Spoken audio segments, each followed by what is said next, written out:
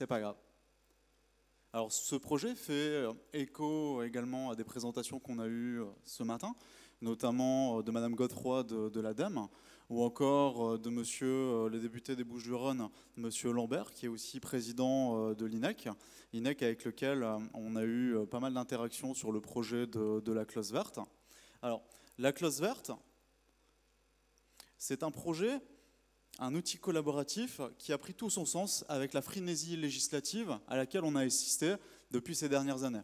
Les acheteurs publics ont eu faire face à un bloc de textes, Egalim en 2018, la loi AGEC dont on a parlé ce matin en 2020 et tous ses décrets d'application, et dernièrement la loi Climat et Résilience qui est entrée en vigueur cet été. Aujourd'hui, le cap est fixé pour les acheteurs. Dans 5 ans, 100% des marchés publics devront intégrer obligatoirement une clause écologique.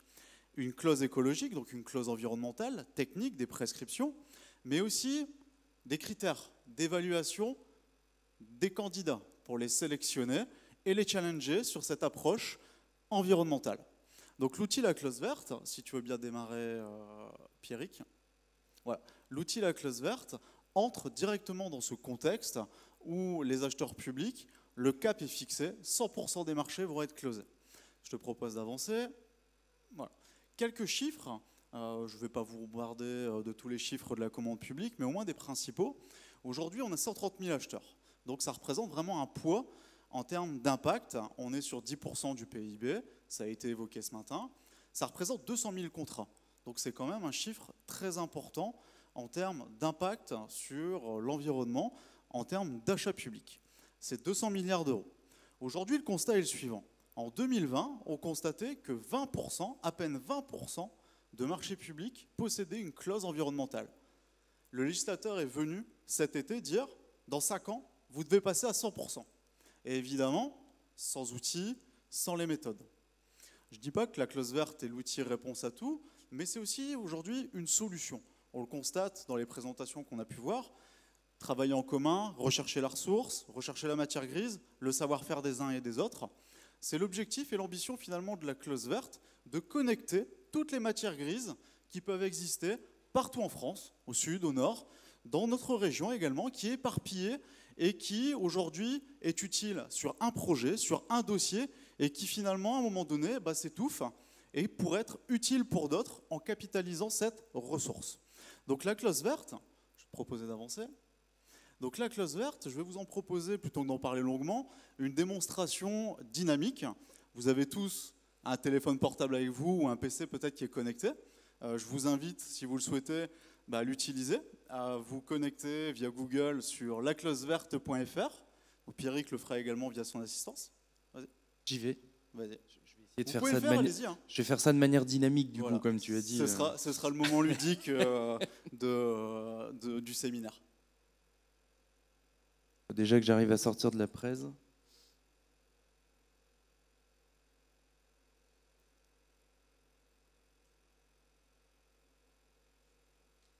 Je te laisse commenter. Ah oui, tu ne vois pas, mais alors, je suis sur le moteur de recherche et j'ai tapé déchets.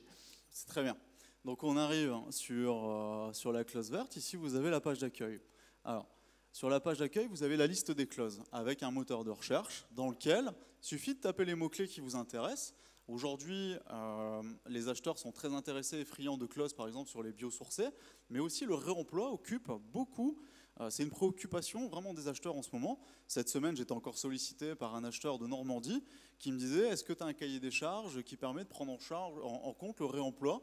Par exemple, on en a parlé avec Ekiom sur du béton recyclé. Aujourd'hui, il n'y a pas de clause sur ce sujet, mais on en a trouvé, on va les intégrer.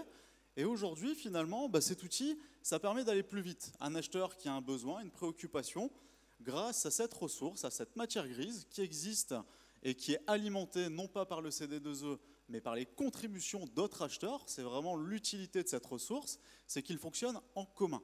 C'est un collaboratif, et on le voit ici sur cette clause, variante en faveur du réemploi. On a le contenu de la clause, on a également qui est le collaborateur, le contributeur. Ici, c'est le département des Deux-Sèvres. On a également tout un tas d'explications. Quelle pièce va être concernée? Ici, pour cette clause, c'est le RC. Donc, pour les acheteurs publics, ça parle, le sigle, c'est règlement de la consultation. mais ça va surtout impacter les travaux et la maîtrise d'œuvre sur cette clause, avec les petits sigles en rouge, travaux, maîtrise d'œuvre, MO. Et vraiment, l'idée, c'est de guider l'utilisateur dans tout son processus de choix pour avoir des clauses prêtes à l'emploi ou au moins adaptables. Aujourd'hui, faire un copier-coller, ça peut être dangereux et source de risques juridiques. Chaque besoin est différent d'une région ou d'un acheteur à l'autre. Et l'idée, c'est de ne pas partir de zéro et de capitaliser sur cette ressource. C'est vraiment l'intérêt de cet outil. On a également des explications. La clause brute de décoffrage en elle-même ne sert à rien. L'idée, c'est de l'expliquer, pourquoi elle existe, les points de vigilance sur le plan juridique, sur le plan économique, mais également sur le plan environnemental. Chaque clause et bonne pratique a des limites. Et l'idée, c'est de faire vivre ces retours d'expérience. Donc voilà sur la présentation qu'on pouvait vous faire des différentes fonctionnalités de l'outil, mais ça ne se limite pas au réemploi. Tous les achats d'une collectivité, d'une structure publique, de ce mobilier, des chaises, des télévisions, mais également des travaux, de la prestation intellectuelle, ont un écho via des clauses environnementales. Le législateur a fixé le cap, 100% des marchés avec une clause écologique. Et demain, l'ambition de ce site, c'est de réunir toute cette matière grise et de permettre aux acheteurs d'intégrer des clauses avec facilité dans leur consultation. Je te propose de repartir sur la présentation.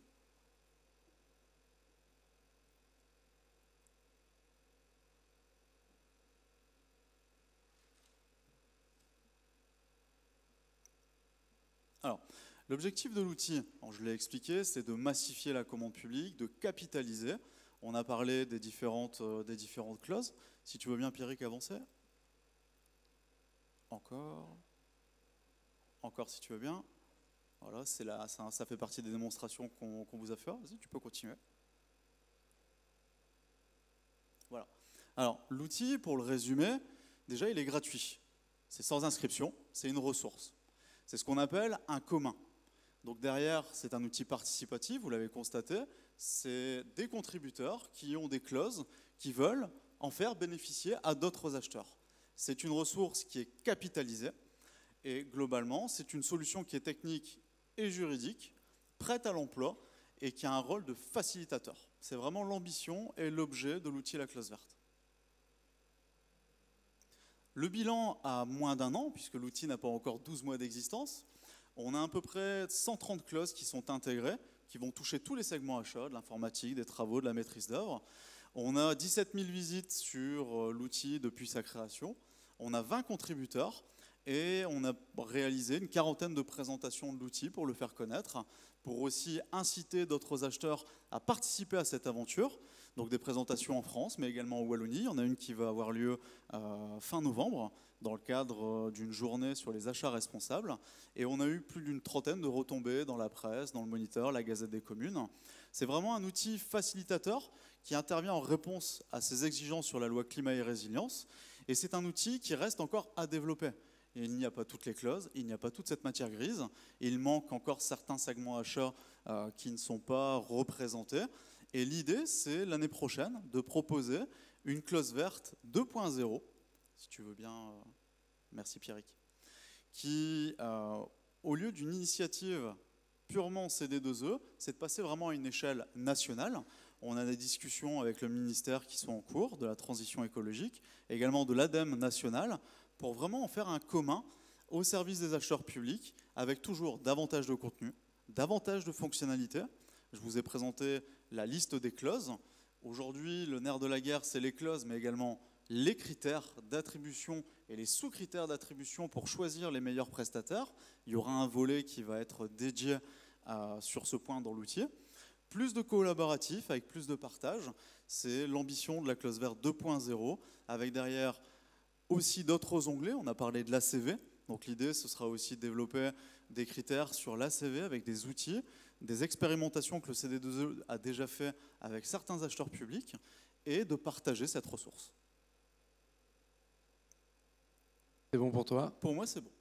Parfait. Merci beaucoup. Donc après ces deux outils, je vous propose maintenant de regarder deux territoires exemplaires. Alors dans le sens territoire, on va voir qu'il y a un des deux acteurs qui n'est pas tout à fait un territoire, mais qui a un impact très fort, c'est le bailleur social. Donc on a Maison et Cité qui est représenté par Émilie Fiquet. Alors, pour nous, le bailleur social est quand même représentant quelque part du territoire. En tout cas, il est une partie prenante et impactante du territoire, de par le fait qu'il travaille sur le social, sur la construction, la rénovation. Et du coup, on voit bien que dans la stratégie d'un territoire, on doit intégrer, dans le cadre du réemploi et du recyclage des déchets du bâtiment, on doit intégrer le bailleur. C'est forcément une partie prenante importante. Et du coup, on souhaitait mettre en avant la démarche de Maison et Cité. Donc, Émilie, je vais vous laisser venir et présenter ce que fait Maison et Cité en termes de stratégie d'économie circulaire.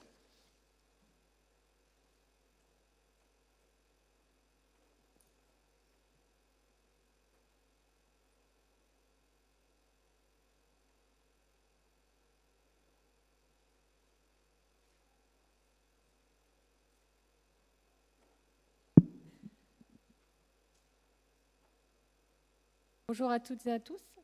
Je vais donc vous présenter les actions qui sont actuellement mises en place ou en cours donc chez Maison et Cité.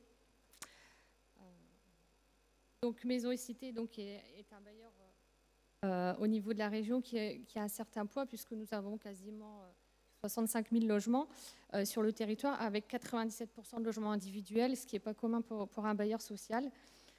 J'ai rejoint Maison et Cité il y a quelques mois en tant que chargée d'expertise en méthodologie. Et en fait, l'objectif pour moi est de mettre en place des solutions ou des méthodes innovantes, par exemple en termes d'intégration de biodiversité dans nos projets, ou ici, ce qui nous concerne, l'intégration de l'économie circulaire aussi dans nos projets. Donc, je vais commencer par vous parler du renouveau du bassin minier, le RBM. On a eu l'occasion de l'évoquer tout à l'heure. Il faut savoir que sur les logements qui ont été classés au niveau de l'UNESCO, 20 000 logements donc, sont sur le territoire de Maison et Cité et nous sommes amenés donc, à les rénover sur les 10 prochaines années. Il s'agit donc d'un engagement qui a été pris avec l'État et les collectivités donc sur un programme de rénovation thermique donc, de grande ampleur, de qualité de conception et de mise en œuvre donc, sur nos cités minières. Il faut savoir aussi qu'il existe des aides dans le cadre de l'ERBM, par exemple quand on a recours à des matériaux biosourcés, mais il n'existe malheureusement aujourd'hui pas d'aide dans le cadre de l'économie circulaire. Or, on l'a bien compris, le chantier de l'ERBM est générateur de beaucoup de déchets et ou produits.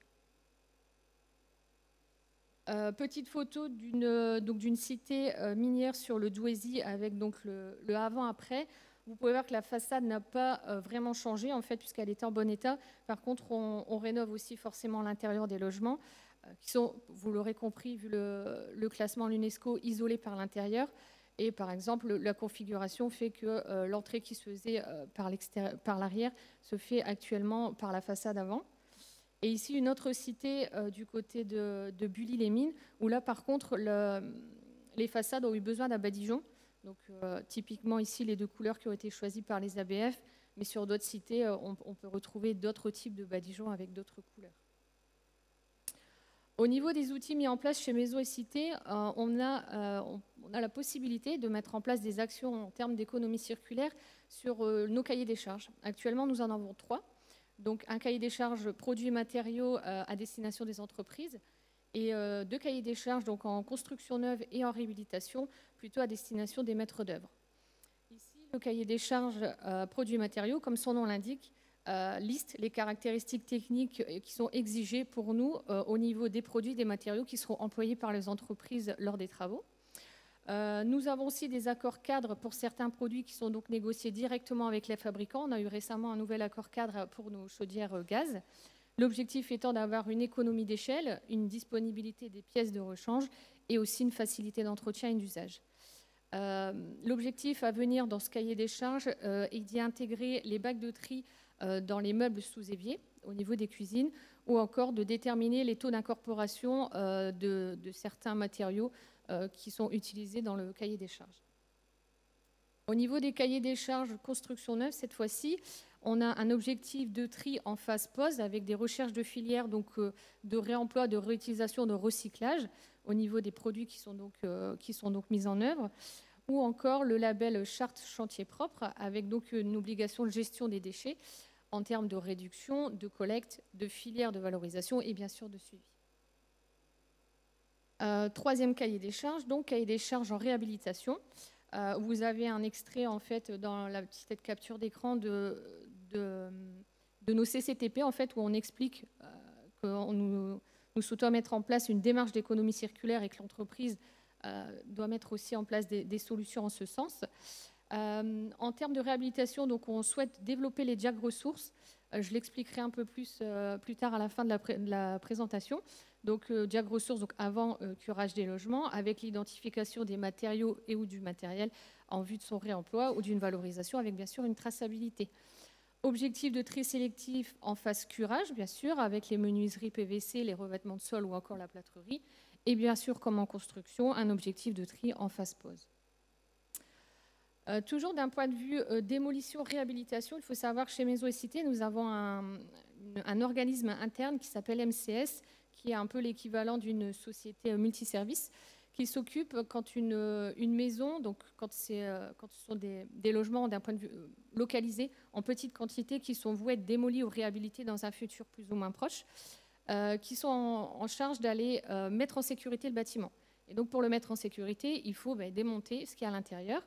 Donc typiquement à droite pour vous, oui pardon, à droite les chaudières et à gauche les disjoncteurs. Donc là démontées par nos soins, les chaudières sont remontées par un chauffagiste quand elles sont encore référencées dans notre cahier des charges produits matériaux et que forcément elles fonctionnent encore.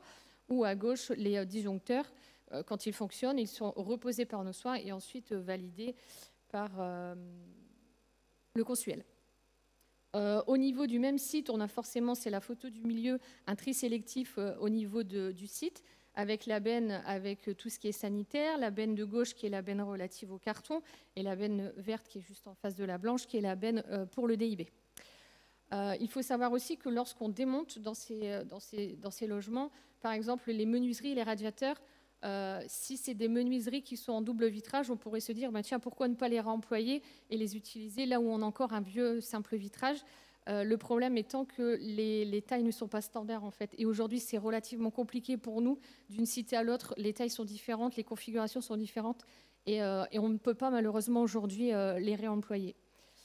Sinon, on peut aussi avoir des actions ponctuelles. Donc, on a été contacté récemment par des architectes qui souhaitaient récupérer des briques de nos chantiers de démolition, donc pour un projet de reconstruction. Donc voilà, on participe aussi ponctuellement à des opérations de réemploi quand on le peut. Maintenant, au niveau des retours d'expérience, donc je vais vous présenter 2 retours d'expérience. Donc le premier qui est l'hôtel du Louvre-Lens. Donc il s'agit de la réhabilitation de 26 logements donc de coraux miniers. L'objectif a été de conserver le patrimoine ouvrier, donc de mettre à nu, de vraiment faire ressortir la brique. Donc vous avez en bas à droite la photo de la façade. En fait, l'hôtel se situe juste en face du musée du Louvre-Lens. Et donc nous avons pu conserver toute l'ossature de ces 26 logements, ce qui nous a permis une réelle économie de matières premières et bien sûr de gaz à effet de serre.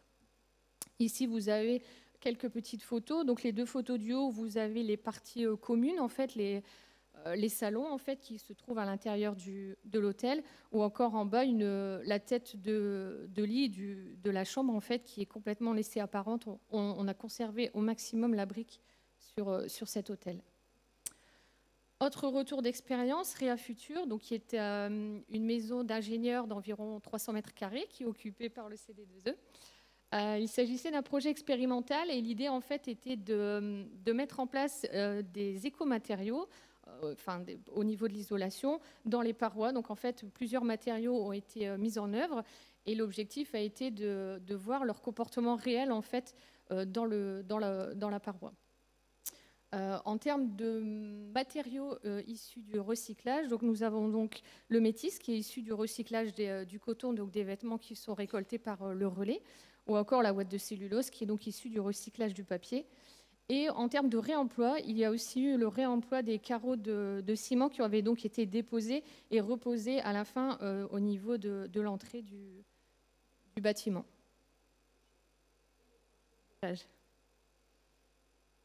Maintenant, je vais vous présenter les actions qui sont en cours actuellement donc, chez Maisons et Cités.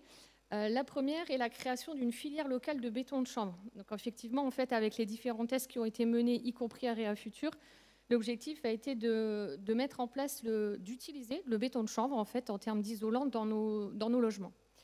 L'objectif est donc de développer au maximum la filière locale, en fait, tout en profitant du contexte favorable de la demande croissante du secteur industriel automobile et d'augmenter donc progressivement le volume de logements isolés avec cet écomatériau, donc dans l'objectif de développer la filière. Au niveau de la petite photo, donc vous avez en jaune la fibre en fait, qui est utilisée dans le secteur industriel. Et avec la flèche verte, donc j'ai représenté la chaîne VOT, qui est donc la partie qui nous concerne, nous, donc qui est la tige centrale, qui est ensuite déchiquetée et qui est ensuite utilisée pour faire le béton de chanvre. Vous avez ici les deux techniques d'isolation en béton de chanvre. Donc en haut à droite, la technique projetée, donc directement sur le mur. Toujours en intérieur, on est sur des logements classés ici sur un chantier à Pécancourt, donc logement classé isolation par l'intérieur. Et en bas à gauche, le béton de chanvre en bloc. Autre action en cours, la restructuration de l'îlot Parmentier. Donc il s'agit d'une opération ERBM aussi, donc sur la Cité 9 à Lens. Elle s'inscrit donc dans une dynamique dans la transition énergétique et environnementale des territoires et elle est portée par l'agglomération et par le conseil régional. Donc dans cette opération, nous avons conservé 53 logements qui seront donc réhabilités et nous avons aussi souhaité conserver certains sous-bassements de maisons démolies pour, par exemple, délimiter des aires de jeu. Nous allons ici développer des solutions énergétiques innovantes en neuf et en réhabilitation avec, par exemple, des réseaux de chaleur interconnectés ou des bâtiments producteurs d'énergie. La démarche a été aussi participative avec les locataires puisqu'il y a quand même eu 4 ans de concertation. Et l'idée aussi est de participer au développement de l'activité locale puisque cette cité est située en face du musée du Louvre-Lens et à côté de l'hôtel que je vous ai présenté tout à l'heure. Ici, un petit plan pour vous montrer donc, en bleu les maisons qui sont donc conservées, qui vont être réhabilitées au cours de réhabilitation, et donc en beige les maisons qui vont être déconstruites. Autre action, cet été, nous avons lancé un appel à manifestation d'intérêt relatif à l'agriculture urbaine.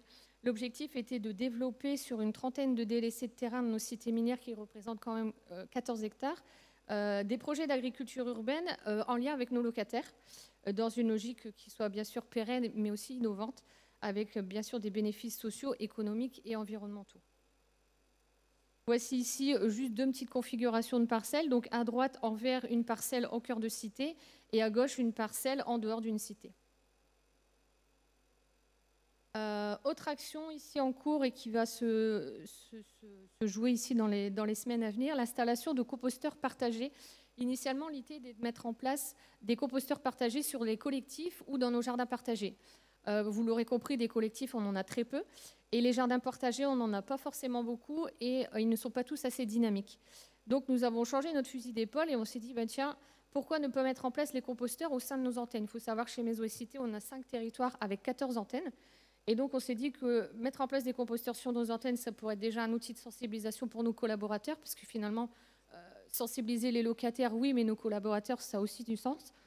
Et donc, ça pourrait permettre justement aux collaborateurs d'avoir un outil de sensibilisation sur place, sur les antennes, quand les locataires se déplacent, pour pouvoir échanger avec eux sur le compostage.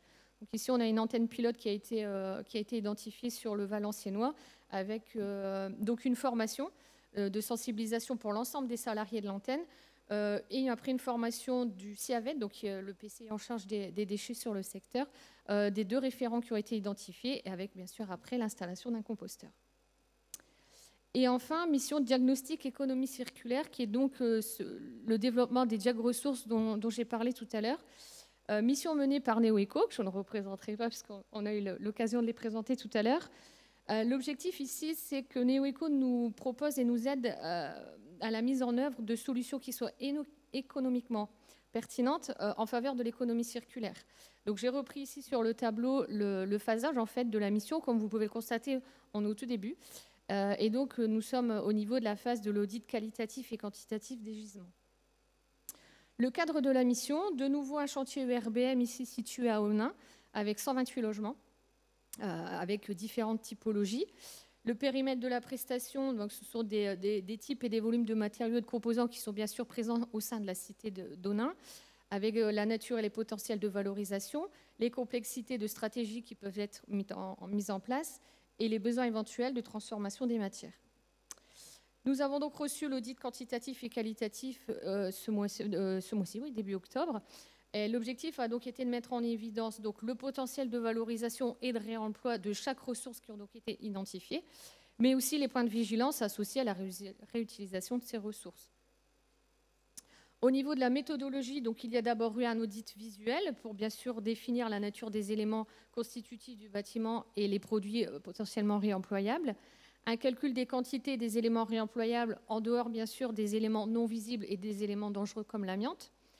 Et au niveau des critères de choix, donc pour le réemploi, les critères sont l'état et la qualité, la quantité, l'homogénéité des composants, l'accessibilité et le risque sanitaire.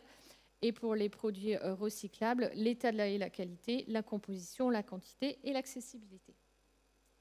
Voici un peu le tableau une fois que l'audit a été réalisé sur un logement. Donc vous pourrez retrouver les caractéristiques, l'adresse, etc.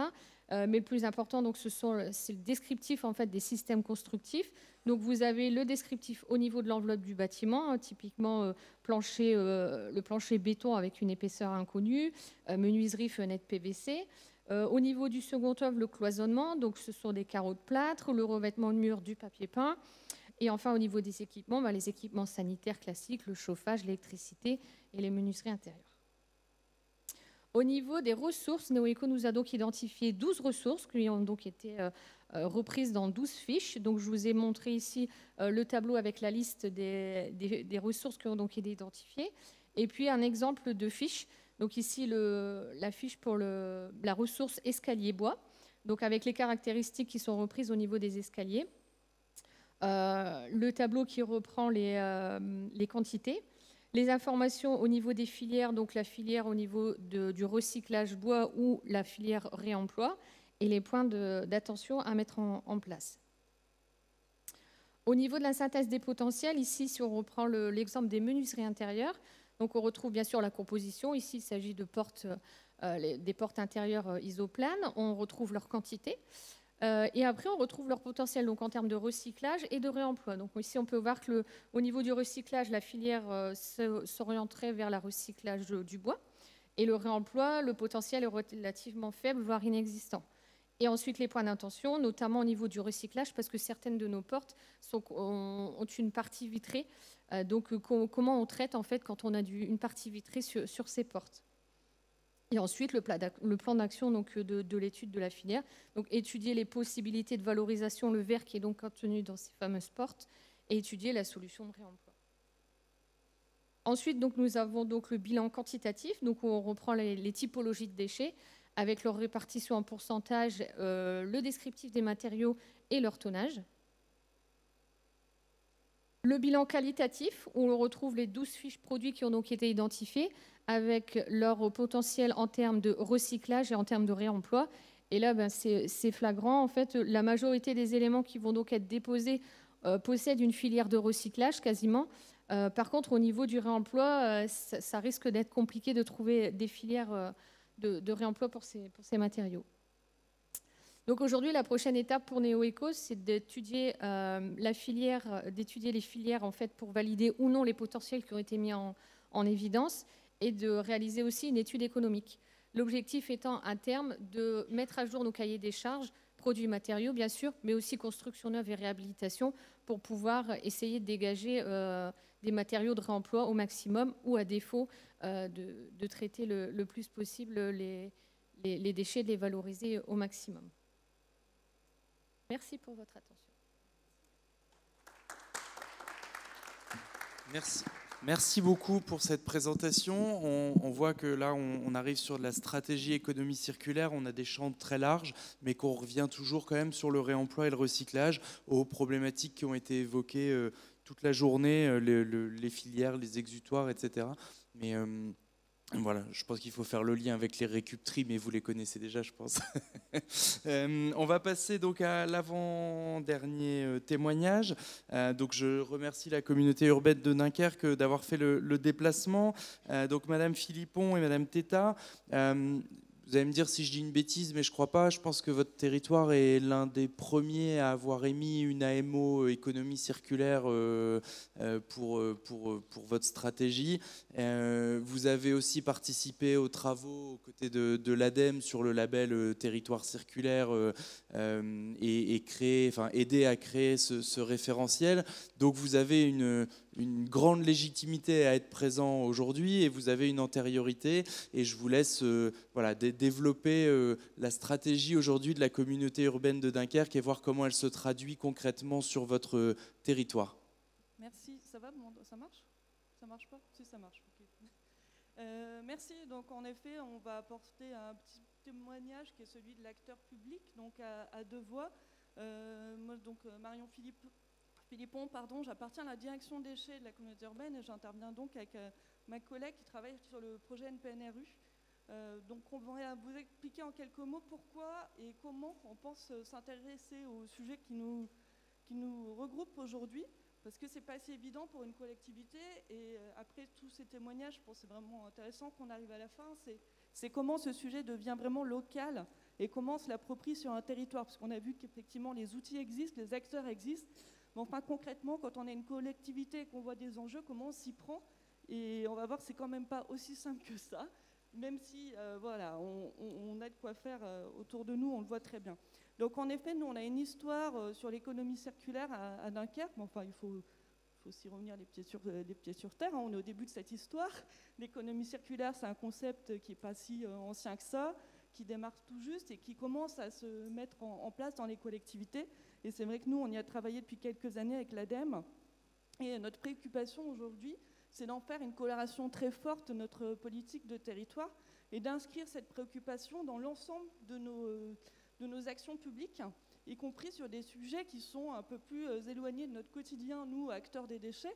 Voilà, comment on travaille pour accompagner justement des opérations de construction, de grands aménagements, des opérations de démolition, comment on travaille avec nos collègues sur un certain nombre de thématiques très transversales. Et d'ailleurs, on voit que les réflexions actuelles autour des labels tendent vers une réflexion sur l'accompagnement de la transition écologique. Et c'est comme ça, nous aussi, qu'on voit les choses dans notre organisation, dans notre collectivité, parce que nous-mêmes, on s'est organisé autour, par exemple, d'une direction générale transition écologique des territoires. Vous voyez que c'est la stricte traduction de ce qui est prévu au niveau de ces labels.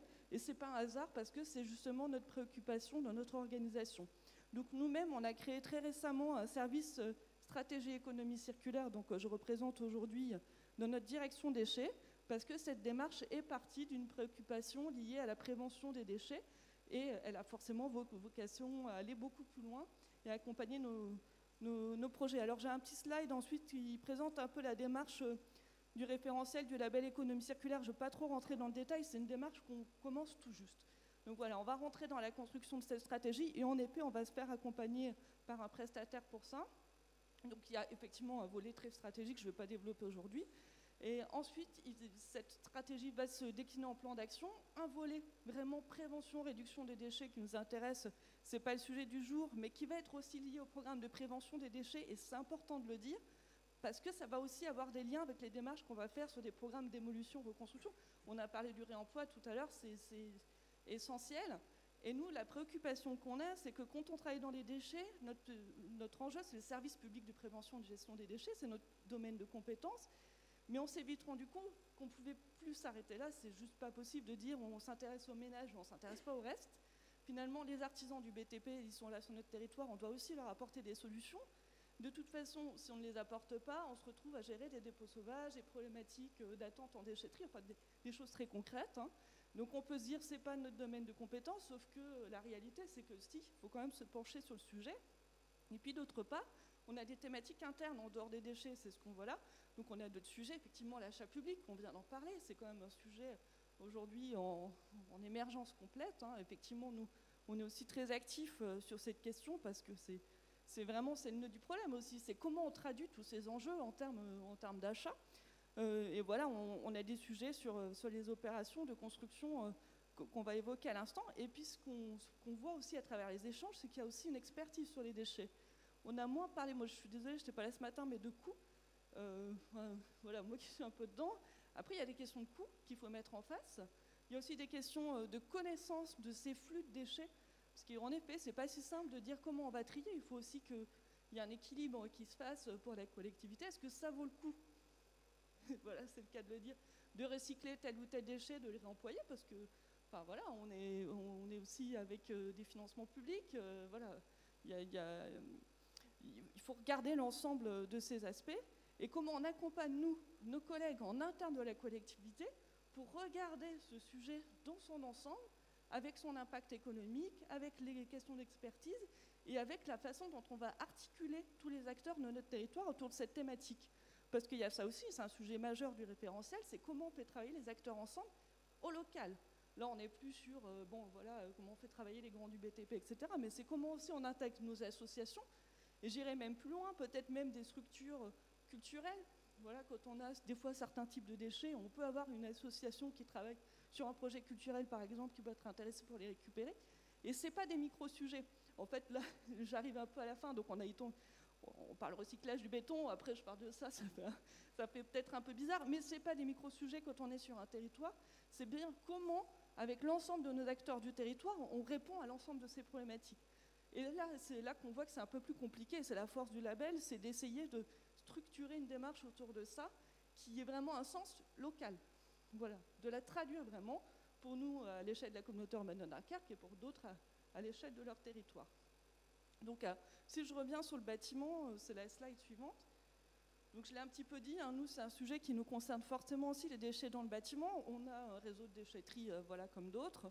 On a aussi des projets de plateformes de recyclage de matériaux qui existent sur notre territoire avec des portages publics ou privés.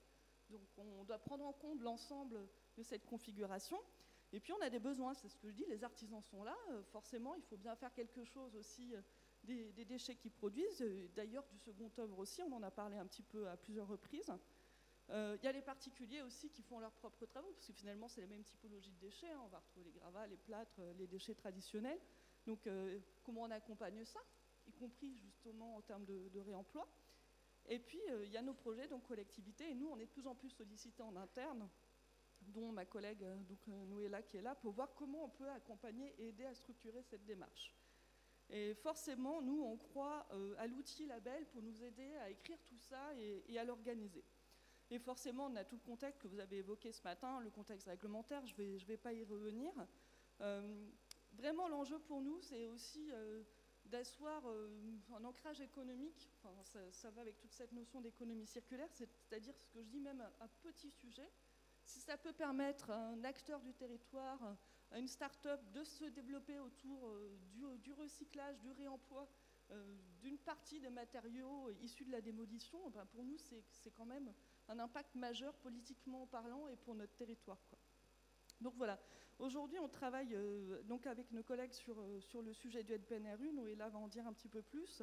Pour nous l'enjeu c'est vraiment celui-là, de réussir petit à petit, donc on est au début de la démarche, à mieux comprendre quels sont les produits, enfin tous les matériaux issus de cette démolition, et puis effectivement de commencer à écrire ces filières qui pourraient se créer autour de l'utilisation et de l'usage de ces produits.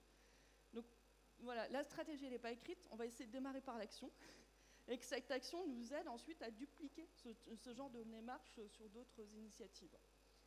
Voilà sur le volet un peu stratégique, et je laisse Noéla compléter. Oui, bonjour à tous. Donc Noéla Tétard, je suis chef de projet renouvellement urbain, donc à la communauté urbaine de Dunkerque. Donc effectivement, le nouveau programme de renouvellement urbain du Dunkerquois s'inscrit dans cette démarche plus globale du territoire, et notamment sur le volet de recyclage des bâtiments du BTP.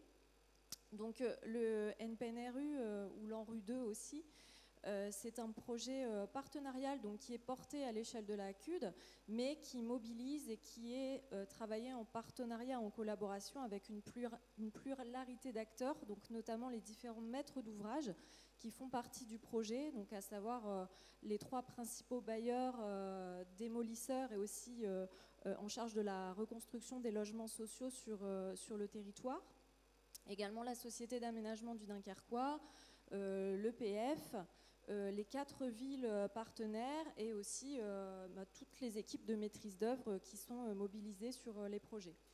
Donc quelques chiffres clés, en fait, le NPNRU du territoire dunkerquois, ce sont 4 quartiers prioritaires, donc qui sont situés en hypercentre de l'agglomération. Donc c'est un projet qui va s'échelonner sur au moins les 10 prochaines années, donc on est sur du temps long, qui concerne la démolition d'environ 1300 logements, la requalification de 600 logements, la construction d'environ 900 logements, donc aussi bien sur les 4 sites concernés que sur ça concerne aussi des reconstructions de logements sociaux sur d'autres communes du territoire, et aussi la construction de 8 équipements publics, et également aussi la requalification importante des espaces publics. Donc là, en 2019, le NPNRU est entré dans sa phase opérationnelle, donc il y a eu des premières démolitions. Et en parallèle, il y a eu les évolutions réglementaires dont on a parlé ce matin, notamment la loi AGEC, et puis aussi la RE 2020 aussi, qui va imposer des nouvelles réflexions, notamment en ce qui concerne les modes de déconstruction et de démolition, et de construction, pardon. Et il y a aussi, Marion l'a évoqué aussi, sur le territoire, 2 projets qui sont en cours de création de plateformes de stockage, donc sur le territoire de la communauté urbaine. Donc tout ce contexte, en fait, nous a vraiment renforcé dans l'objectif de se saisir du projet structurant du NPNRU pour en faire des sites démonstrateurs et pour constituer un écosystème de partenaires, créer des filières et des emplois dans le domaine, et pour monter en compétences aussi et rendre duplicable cette opération. Donc on a décidé de lancer en 2020 une mission d'assistance à maîtrise d'ouvrage. Donc on a choisi Upcycléa, donc qui a fait une intervention tout à l'heure, qui a constitué un groupement, donc, puisque c'était une mission très pluridisciplinaire, donc un groupement constitué également de DS Avocats et d'Artelia.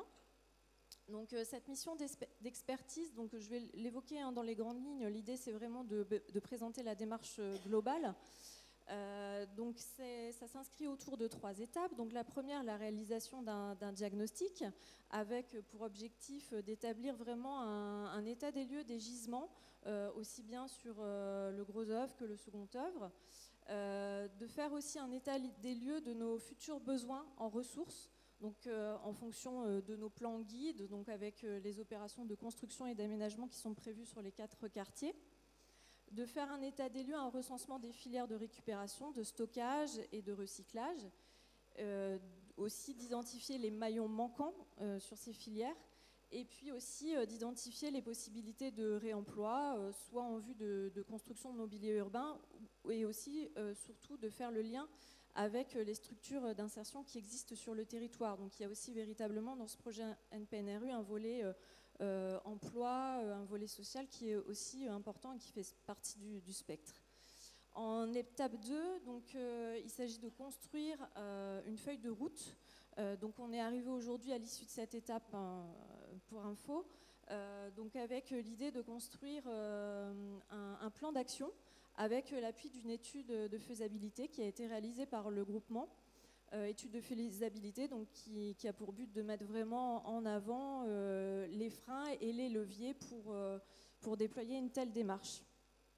Et enfin, donc, l'étape 3 qu'on doit lancer prochainement, c'est vraiment d'apporter la traduction opérationnelle à cette démarche et cette réflexion, c'est-à-dire de venir alimenter les différents cahiers des charges, les nôtres et ceux de nos partenaires, donc les cahiers des charges des différentes opérations de déconstruction, aménagement et construction et de le traduire en objectifs précis. Et également de venir organiser le pilotage donc en interne et la gouvernance au sein de la CUD. Vous pouvez passer. Donc en synthèse, pour le diagnostic, donc finalement c'est une méthodologie assez similaire qui a été décrite précédemment pour faire ce diagnostic à l'échelle macro dans un premier temps. sachant que l'idée c'est d'avoir vraiment une première approche du tonnage, des gisements, et ensuite les diagnostics matériaux produits vont venir préciser au fur et à mesure cette première approche macro. Et en parallèle, donc, il y a eu aussi un estimatif des besoins qui a été réalisé, donc à partir, comme je le disais, de nos plans guides, en fonction des programmations de construction de logements, d'équipements qui sont prévus, aussi des besoins en aménagement d'espace public. En fait, au niveau du gisement, donc, on estime qu'on a environ 220 000 tonnes de matériaux qui seront issus des déconstructions. Donc bien sûr sur toutes les déconstructions qui vont s'échelonner sur les 10 prochaines années. Et donc avec surtout un pourcentage béton qui est majoritaire dans cet estimatif. Donc les points saillants en fait, qui ont été relevés dans le diag, c'est surtout un excédent de matière produite sur toute la durée du projet par rapport aux besoins. Et notamment, c'est ce qui est traduit à travers les colonnes vertes qui traduisent vraiment les gisements, et on voit qu'il y a notamment une deuxième phase de projet aux alentours de 2023-2025 qui montre vraiment le pic et l'excédent par rapport aux besoins futurs. Et donc finalement tout ça aussi traduit la nécessité de prioriser la recherche d'exutoires et de mettre en place des pistes de valorisation, notamment sur ces éléments issus du gros œuvre. Il y a eu également donc, en parallèle un état des lieux qui a été mené sur les filières de valorisation, de recyclage et de réemploi. Donc vraiment en synthèse, le diag a pu montrer qu'il y avait des capacités d'absorption qui étaient déjà intéressantes et importantes sur le territoire, notamment des filières identifiées pour gérer une bonne partie des flux. Et des filières aussi de réemploi qui sont en cours de structuration sur le territoire, notamment avec des projets de ressourcerie. Donc c'est vraiment intéressant aussi de faire le parallèle avec notre démarche, notamment sur le volet du réemploi. Le diagnostic a mis aussi en exergue des qualités de valorisation inégales selon les acteurs, et donc le point d'attention d'être très vigilant aussi sur vraiment la traçabilité des produits jusqu'à l'exutoire final. Et aussi des structures donc à renforcer ou à structurer, comme les activités de dépose sélective, les filières de reconditionnement pour le réemploi et la filière revêtement de sol souple. Et enfin, prochaine étape, donc comme je le disais, nous allons bientôt poursuivre vers l'étape 3, qui est véritablement l'application de la feuille de route et la traduction en clauses dans les différents cahiers des charges, dans les objectifs. Donc, pour info, on est vraiment très attendu en fait, de la part de nos partenaires maîtres d'ouvrage sur ce volet-là. On sent que voilà, de la part des bailleurs, il y a une vraie appétence sur le sujet. Donc on a hâte de poursuivre aussi la mission avec Upcycléa pour vraiment mettre en application toute la démarche. Et aussi l'enjeu, c'est qu'on le voit, comme Marion l'a dit, c'est un volet finalement qui concerne beaucoup de la direction de la communauté urbaine. Mais il y a la direction des déchets, il y a aussi la direction du bâtiment, la direction de la commande publique. Et il faut véritablement aussi qu'on mette en place une gouvernance de projet pour tout le suivi, pour tous les échanges à avoir avec les filières, la démarche de structuration, etc. Donc voilà, on est aussi en train de réfléchir à ça pour voir les suites. Des enjeux particuliers, donc de vraiment, alors c'est vrai que c'est aussi des enjeux en particulier sur le volet opérationnel en fait, puisque l'idée c'est vraiment de se servir d'appui des 2 projets de plateforme de stockage qui sont en cours pour vraiment inscrire la démarche et se servir de ces plateformes de stockage. De prioriser la recherche d'exutoires sur le volet gros œuvres, et aussi c'est une des complexités aussi du sujet de gérer les impacts sur les calendriers et vraiment de réfléchir à comment faire correspondre l'offre et la demande, puisqu'on est vraiment sur des projets qui sont longs, qui vont s'opérer dans le temps. Merci. Merci à vous. Donc on voit qu'il y a énormément d'enjeux et que c'est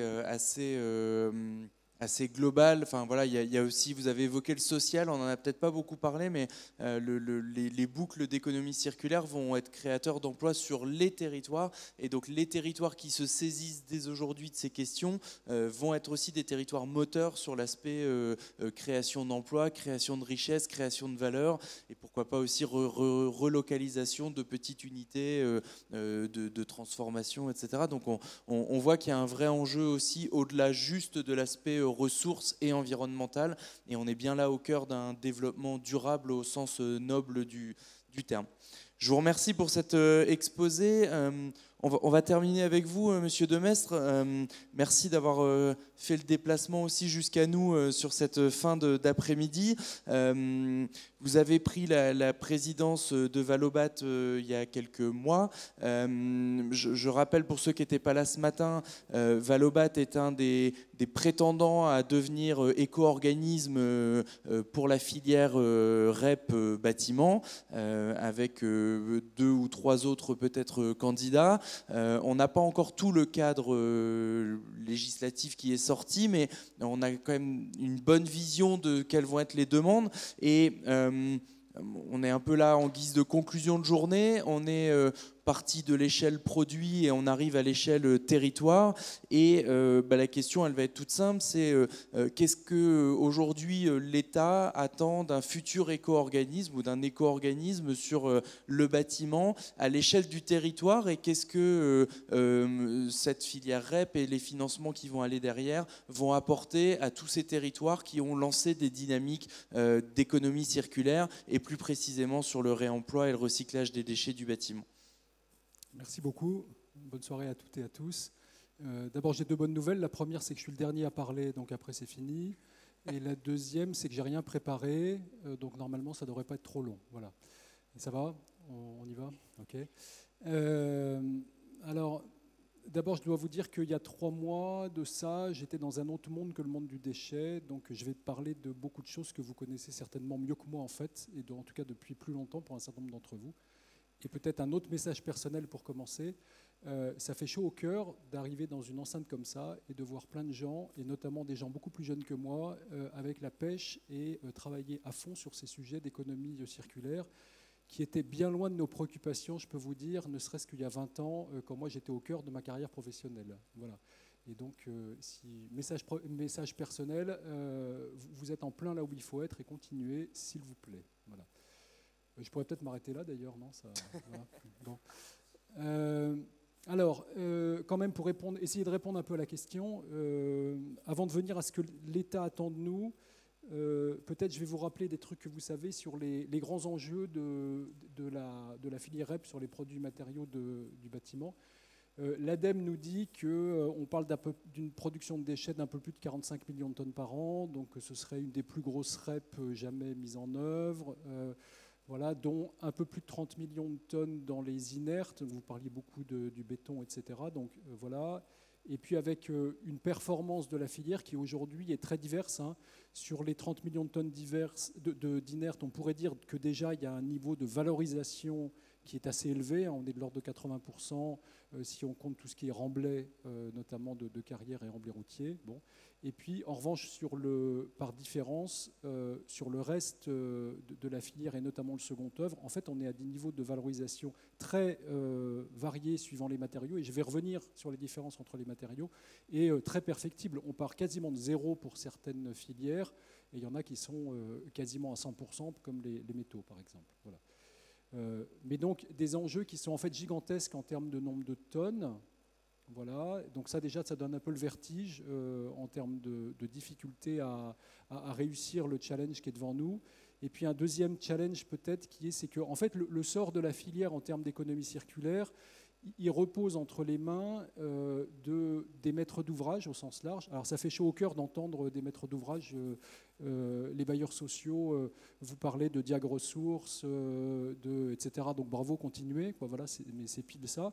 Mais un des problèmes qu'on a, c'est que notre truc ne va marcher que si l'ensemble des maîtres d'ouvrage, et les maîtres d'ouvrage, c'est y compris vous quand vous êtes maître d'ouvrage chez vous, vont s'y mettre et vont vraiment prendre à bras-le-corps ce sujet avec la volonté que sur les chantiers dont ils ont la responsabilité, qu'ils pilotent, eh ben, on trie et que les matériaux soient vraiment réutilisés. Alors évidemment, il y a un cadre législatif qui est en train de se mettre en place, qui va les inciter gentiment.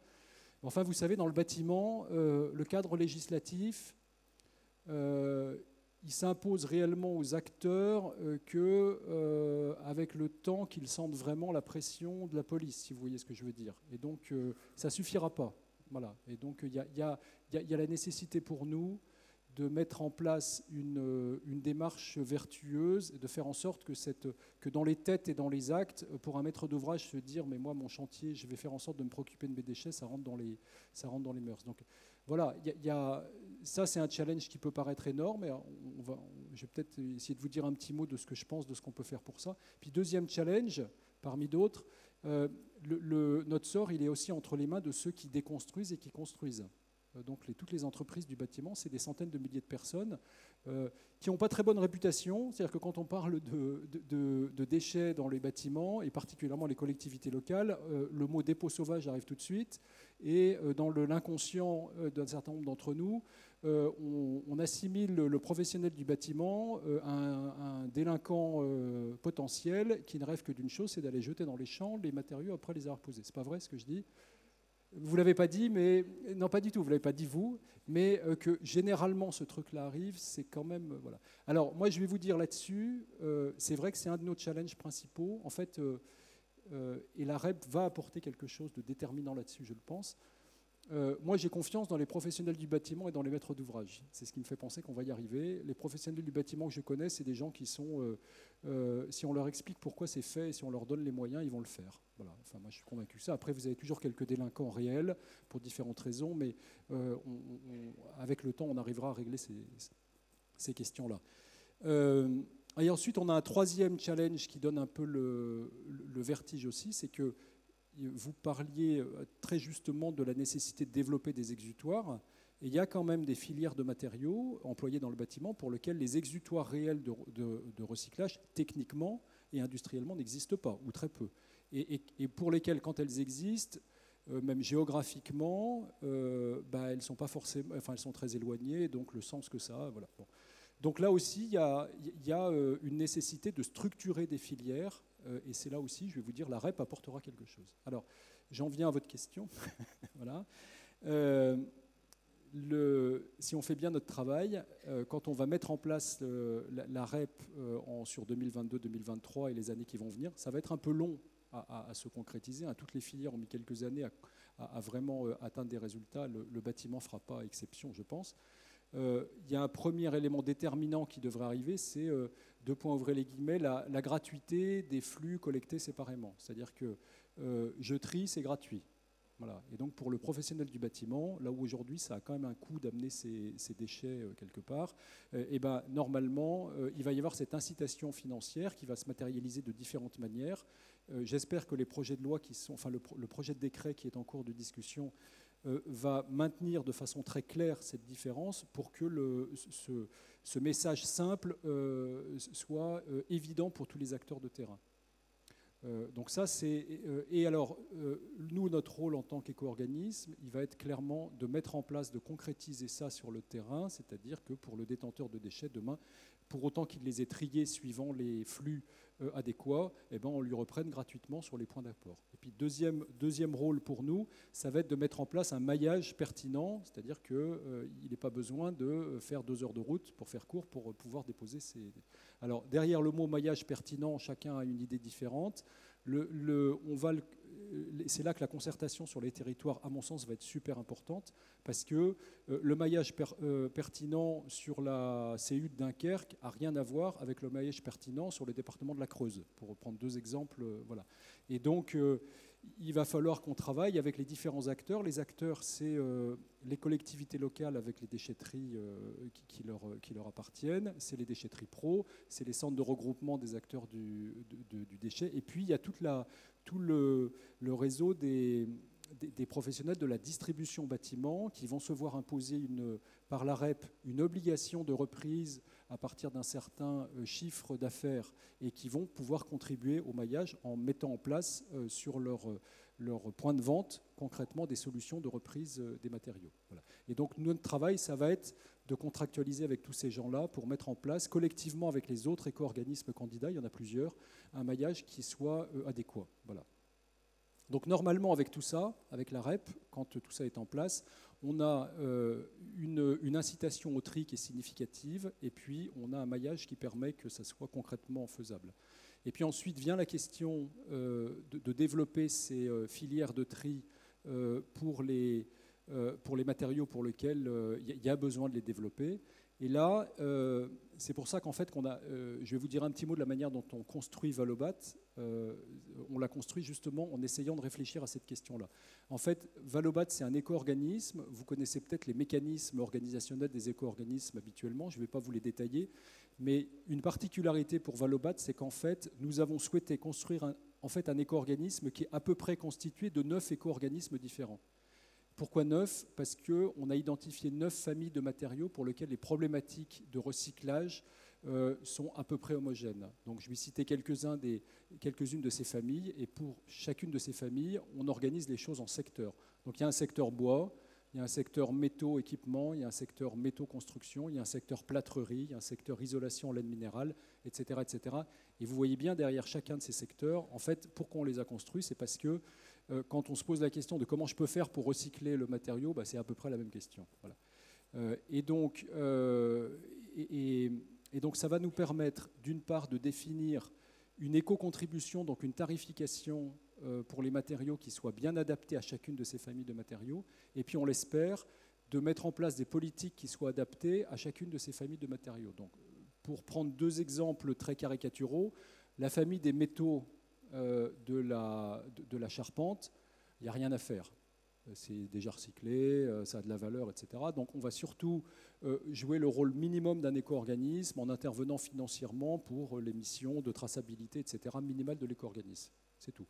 Et puis, à l'inverse, les menuiseries, vous avez mentionné tout à l'heure la difficulté de recyclage des menuiseries, de trouver des filières locales, de démanteler proprement les menuiseries, etc. Et bien là, on va jouer notre rôle à plein de travailler avec les acteurs locaux pour réaliser des effets de massification et susciter des investissements qui vont permettre à des acteurs qui soient de toute nature, de l'économie sociale et solidaire, de l'autre économie, etc., de mettre en place des solutions de tri ou de recyclage adaptées. Voilà. Mais l'idée, c'est que, évidemment, si on voulait traiter de la même façon les menuiseries et les métaux, on ferait n'importe quoi. Et puis, en plus, en termes de tarification, on ne serait pas compris. Donc, on le fait de façon très séparée. Voilà. Écoutez, je crois que je n'ai pas envie d'en dire beaucoup plus sur les principaux challenges. Le dernier, ma conclusion, elle sera pour reprendre mon message personnel en vous félicitant d'être là, puis en vous encourageant à continuer. Et puis, en vous disant que moi, ce qui me frappe beaucoup dans cette petite aventure dans laquelle je me suis engagé de venir de l'économie, j'allais dire réelle, mais de l'économie ancienne, qui est de fabriquer des matériaux et de les mettre sur le marché, vers cette économie du déchet, depuis que j'y suis, depuis quelques mois, en fait, je découvre qu'on est vraiment à un moment de bouillonnement et un point d'inflexion spectaculaire. C'est-à-dire que dans l'état d'esprit des acteurs économiques, il n'y a rien de commun dans l'appréhension de cette question de l'économie circulaire entre ce qu'on entendait il y a 5 ans et ce qui se dit aujourd'hui. Et ça donne l'espoir que les choses sont vraiment en train de bouger. Et donc, malgré que le défi soit absolument gigantesque et qu'il y ait des centaines de milliers de gens à faire changer, qui n'ont peut-être pas envie, etc., etc., moi, je pense que les conditions sont réunies pour que ça fonctionne. Il y a plein de dispositions législatives qui vont être incitatives à la fois pour les maîtres d'ouvrage et pour les poseurs. Il y a cette REP avec les éco-organismes qui, j'espère, vont jouer leur rôle de façon à peu près intelligente. En tout cas, c'est ce qu'on va chercher à faire. Et puis, il y a tout ce que vous faites et qui vient d'être évoqué là. Et c'est en train de bouger à toute vitesse. Voilà, je ne sais pas si j'ai répondu à votre question, mais c'est... Si, mais merci beaucoup. Il nous reste 7 minutes pour tenir le timing. Est-ce qu'il y a encore des gens qui ont le courage de poser 2-3 questions dans la salle ? J'ai pris un risque. En même temps, je savais qu'à 17h24, demander une question, c'était un peu pas de volontaire. Alors, je me retourne vers vous et je vous laisse, si vous le souhaitez, un petit mot de conclusion. Est-ce qu'on a quelqu'un qui veut conclure cette belle journée de 4 conférences assez riches?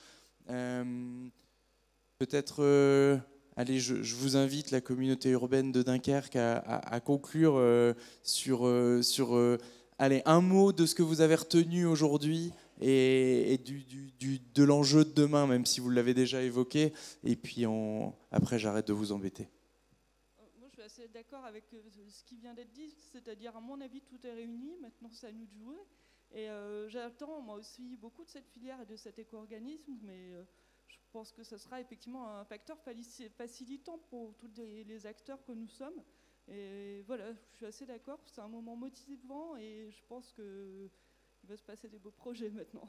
Ouais, moi, ce que je vois aussi, c'est à quel point l'ensemble des acteurs, ceux qui ont parlé aujourd'hui, on a eu des multinationales, des territoires, des bailleurs, mais on a eu aussi des entreprises de l'ESS qui ont voilà, une cinquantaine, soixantaine de salariés. C'est déjà des grosses structures, mais on voit à quel point, si on veut embarquer le réemploi et le recyclage, on a besoin de filières complexes, multi-acteurs, avec l'ensemble de la chaîne de valeur, depuis Bouygues qui était là aussi, depuis tous les bureaux d'études des Hauts-de-France, etc. Et avec aussi des acteurs, alors nous on essaye d'en être aussi, hein, CD2E en tant qu'accélérateur, mais voilà, je trouve que ça c'est assez particulier parce qu'il n'y a pas beaucoup de secteurs où pour avancer, on a besoin d'avoir autant de monde aligné et en phase. Mais effectivement, on sent que l'alignement des planètes est en train de se faire. Donc voilà, je ne voulais pas forcément prendre le mot de conclusion, mais c'est venu comme ça en rebondissant. Simplement, je me permets, on fait de l'auto-promotion CD2E en cette fin de journée avec 2 événements à venir. Le 1er décembre, une table ronde sur l'évolution réglementaire sur les déchets qui se fera en ligne, en présentiel. Et tu sais où déjà ? Certainement au CD2E à Los Angeles, et un groupe de réflexion. Alors, je prends 2 secondes pour détailler, mais l'objectif, c'est de se dire il y a de l'information partout, et que sur le réemploi et le recyclage, et que parfois les acteurs régionaux ou locaux ont du mal à se repérer, et on souhaiterait juste réfléchir à la mise en place d'un outil. Le but, c'est de rien réinventer, mais c'est de référencer les bonnes ressources et d'orienter très clairement je suis un territoire, je vais là, je suis un artisan, je vais là, je suis... Voilà, quelque chose de très très simple pour essayer de réorienter. Et on a besoin d'expériences utilisateurs et d'experts aussi, en disant bah, moi je suis maître d'ouvrage, j'ai besoin de ça, ça, ça, etc. Et donc on va essayer de monter un petit groupe de réflexion pour définir un cahier des charges de ce que pourrait être cet outil de référencement. Le but, c'est pas de réinventer Démoclès, Opalis et j'en passe, mais c'est juste de flécher les ressources où elles sont et de les trouver facilement. Donc voilà, si vous êtes intéressé par cette petite aventure, ce sera le 14 décembre sur une petite matinée sur l'île, et voilà, on fera des groupes de travail là-dessus. Ah oui, elle n'est pas dessus ? Non. Il y a aussi une formation sur le réemploi et le recyclage des déchets du bâtiment qui est faite par Bellastock, qui est un acteur assez connu sur le sujet et qui est porté par le CD2E et qui aura lieu le 2 et 3 décembre au CD2E. Donc voilà, il reste quelques places. Je crois que j'ai fini l'autopromo CD2E. Je vous remercie vraiment tous pour votre participation, les autres aussi qui sont venus sur la journée. Je remercie aussi Lucien pour l'organisation, évidemment la région de nous avoir accueillis dans ce bel hémicycle et de nous avoir permis de faire un bel événement, et puis l'ADEME et la région aussi de nous accompagner et de nous faire confiance sur ces missions autour du réemploi et du recyclage. Voilà, j'espère que la journée vous a apporté satisfaction et qu'on pourra compter sur vous l'année prochaine avec d'autres retours d'expérience. et peut-être un éco-organisme qui sera actif, des territoires qui auront finalisé leur diagnostic et plein de nouveaux retours d'expérience chez les bailleurs. Voilà, un grand merci à vous et une bonne fin de journée. Et on termine pile poil 17h30.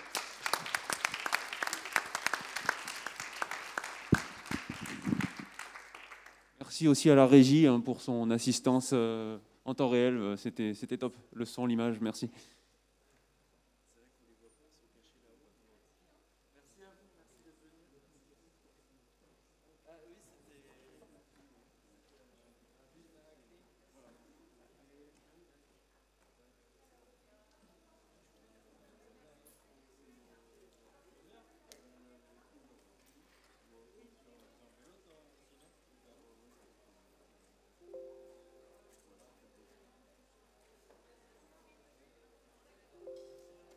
Fermé.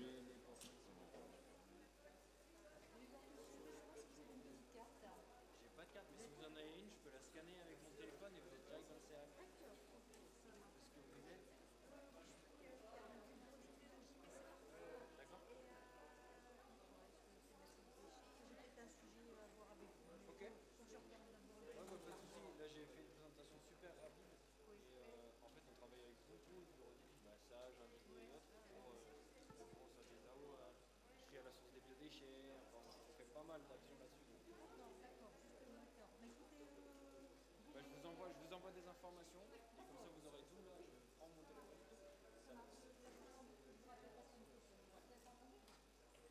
Non, je travaille en orchestre. Vendredi prochain c'est bon, mais sinon je suis à Berlin.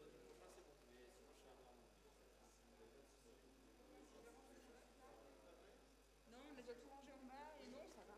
Mais il faut.